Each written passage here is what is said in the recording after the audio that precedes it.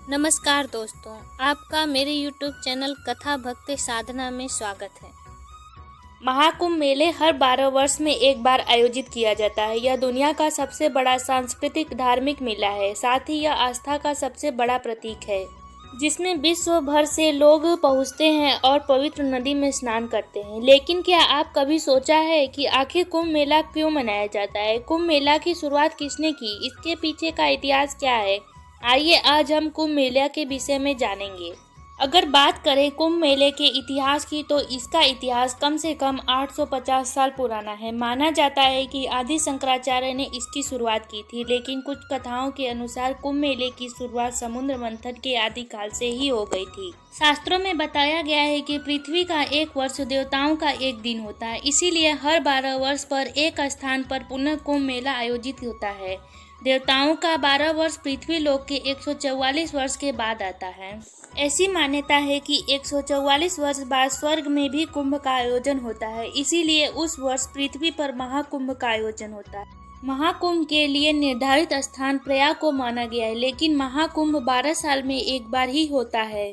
कुंभ मेले की पौराणिक कथा समुद्र मंथन से जुड़ी हुई है। कहते हैं कि एक बार महर्षि दुर्वासा के श्राप के कारण जब इंद्र और देवता कमजोर पड़ गए थे, तब राक्षस ने देवताओं पर आक्रमण कर उन्हें परास्त कर दिया। सभी देवता मिलकर भगवान विष्णु के पास पहुंचे और उन्हें पूरी बात बताई।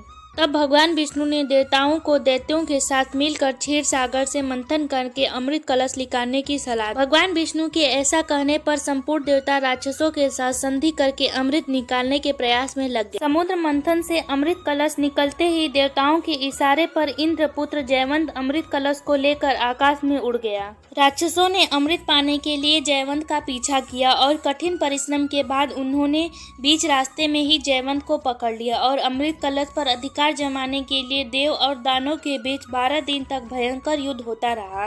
इस युद्ध के दौरान पृथ्वी के 4 स्थानों पर अमृत कलश की बूंदें गिरी, जिनमें से पहली बूंद प्रयाग में गिरी, तो दूसरी बूंद शिव की नगरी हरिद्वार में, इसके बाद तीसरी बूंद उज्जैन में, तो चौथी बूंद नासिक में जा गिरी। इसीलिए इन 4 स्थानों पर ही कुंभ मेला हर 3 वर्ष बाद मनाया जाता है।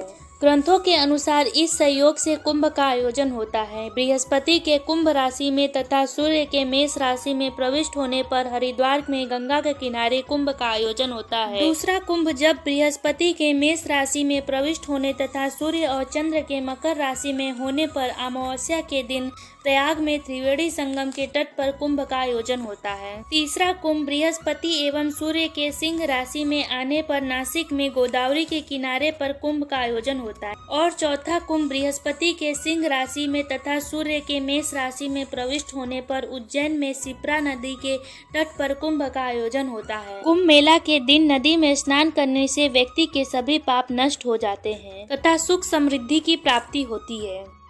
अगर आपको ये जानकारी पसंद आई हो तो कृपया मेरे वीडियो को लाइक कर दें और शेयर कर दें, साथ ही मेरे चैनल को सब्सक्राइब कर दें। धन्यवाद।